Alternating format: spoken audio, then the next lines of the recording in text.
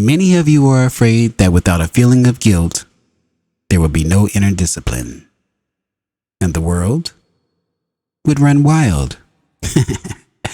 It is running quite wild now, not despite your ideas of guilt and punishment, but largely because of them.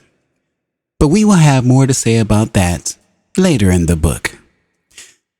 The early ideas given to you by your parents then structure your learning experiences themselves. They set the safe boundaries within which you can operate in early years.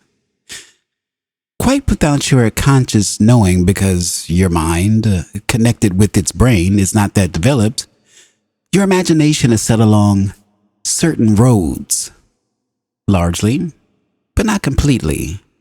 Your imagination follows your beliefs, as do your emotions. To some extent, there are certain general patterns. A child will cry when it's hurt. It will stop when the hurt stops, and the emotion behind the cry will automatically change into another. But if the child discovers that a prolonged cry after the event gets extra attention and consideration, then it will begin to extend the emotion. From the earliest stages, the child automatically compares its interpretation of reality with its parents. Since the parents are bigger and stronger and fulfill many of its needs, it will attempt to bring its experience into line with their expectations and beliefs.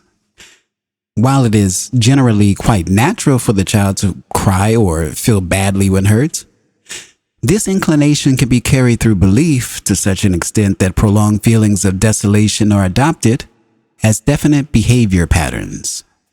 Behind this would be the belief that any hurt was inherently a disaster. Such a belief could originate from an over-anxious mother, for instance. If such a mother's imagination followed her belief, as of course it would, then she would immediately perceive a great potential danger to her child in the smallest threat. Both through the mother's actions and telepathy, the child would receive such a message and react according to those understood beliefs. Many such beliefs lie quiet within the conscious mind. The grown adult, not used to examining his or her own beliefs, however, may be quite unaware of harboring such an idea. The idea itself is not buried or unconscious. It is simply unexamined. So, one of the most hampering beliefs of all, as earlier mentioned, is the ideas that clues to current behavior are buried and usually inaccessible. This belief itself closes you to the contents of your own conscious mind and prevents you from looking there for the answers that are available. This is the end of part 2 of chapter 4. Seth speaks the nature of personal reality. Let's chit-chat a bit about it.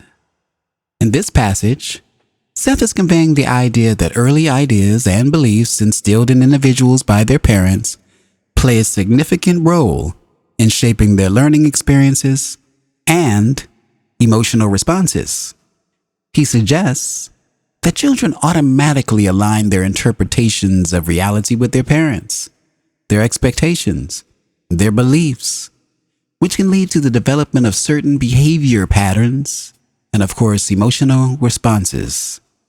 Finally, Seth implies that the notion of clues to current behavior are buried and inaccessible is a limiting belief that hinders individuals from examining their own conscious mind for answers. If you've enjoyed this passage, please consider giving it a like, sharing with a friend, and of course subscribing for more. What did you think about this particular discussion? Leave it in the comments below. I'm Tony Victory, a wolf uncaged. Thank you for watching. Thank you for listening. Thank you.